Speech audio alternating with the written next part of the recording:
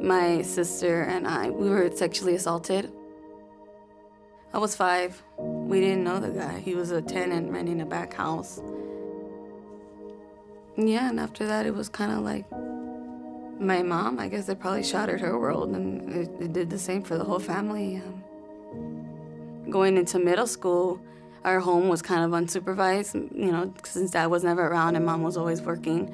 I mean, the drugs got worse. I was never at school anymore. I would fight a lot. I was 13 when they sent me to the juvenile camp. I didn't think that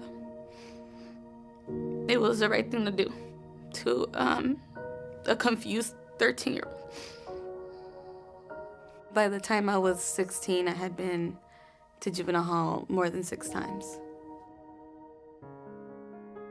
Crittenton Services is a multi-service, multi-location child and family advocacy organization. Our kids come with multiple problems. Most of them have come, they come from years and years of trauma. You can never change history, but you can change how that trauma affects their future. When I describe what residential treatment is, it's kind of like you have juvenile hall on one hand and you have home on the other hand, and we're the stepping stone between the two. We drove up to the house, and I thought the campus was beautiful. It looked free, like a free space. It was very open, and my initial thought was, I can run away. Running away is not a bad behavior to be punished. To us, it's a symptom of pain. When Lucero ran, we followed her down the street. Kind of expected them to jump out of the van and knock me on the floor and put my hands behind my back and throw me in the van, but they didn't. I just asked her, you're gonna have a choice, but can you give us a chance? And I was like, what does she mean, give them a chance? The whole time I had felt like no one ever gave me a chance. At that moment in time, she thought, oh, this is not a place where you do time. This is a place where you can actually change and get rehabilitated. Yeah, that was the first time I didn't feel rejected, and I felt like they saw me as a person and not a criminal.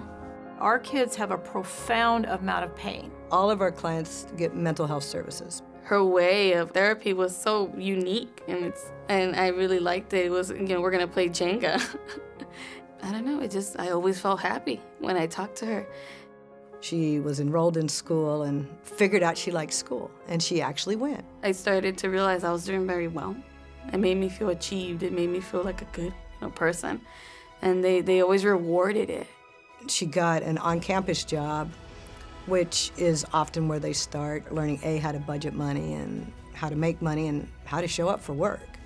I had never stepped foot on a college campus before until I came to Crittenton. They had a field trip, and then I think that's when I really realized you can do whatever you want.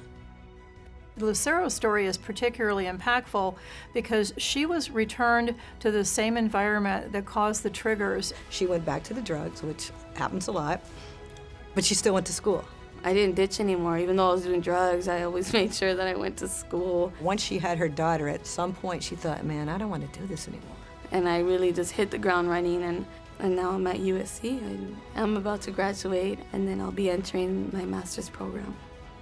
If I didn't get back on the van, I probably would have ended up at a high-security correctional facility. For me, knowing that the seeds that we all planted, and they germinated, they grew, they're flourishing, they're spreading. Thank you for still reaching out to me, and to this day, you still help me.